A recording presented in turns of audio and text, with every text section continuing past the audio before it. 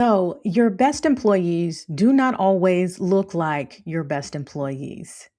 I think that one of the biggest mistakes we make is assuming we know who the best employees are based off of how they contribute. Perhaps they contribute more loudly. Perhaps they have been contributing for years, so they have more experience. Maybe they have more of the checks and boxes when it comes to the credentials. But that is not the sole, those are not the sole definers or criteria that is in place for being able to figure out who is a valuable employee. And there is a difference between employees who are valuable and employees who are valued. When we talk about employees who are valuable, these are employees who they are contributing, they are creating efforts, and they are towards the end result. And any employee can do that.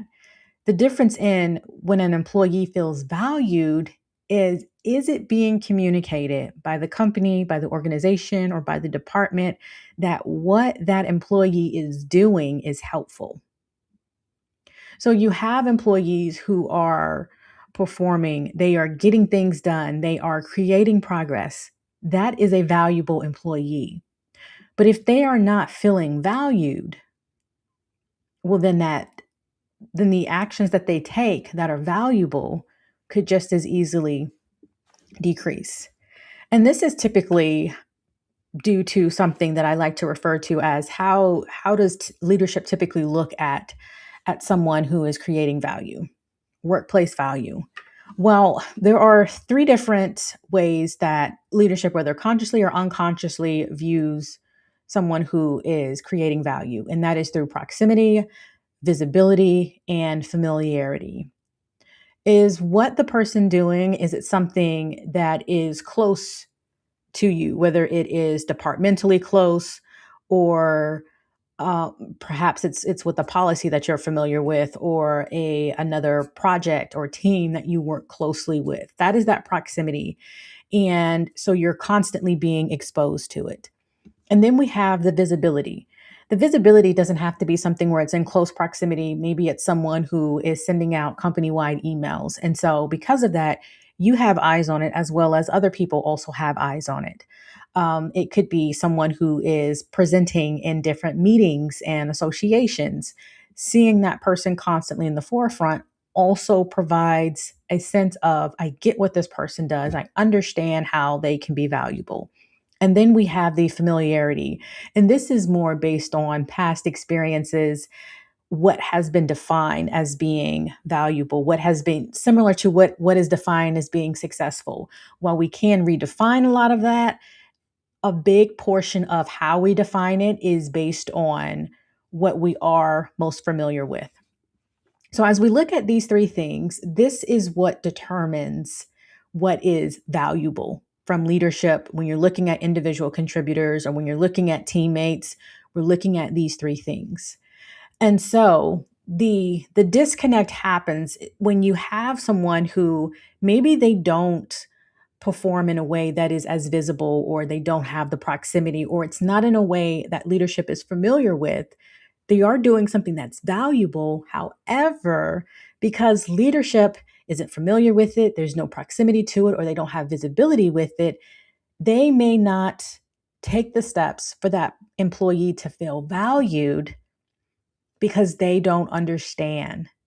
And that's a big part of understanding how workplace value works. It is about not just putting forth the action, not just putting forth the contributions, but it's making the connection between what one employee does and how that ties to the end goal and the end result. The other piece of that is that it's not just on one person.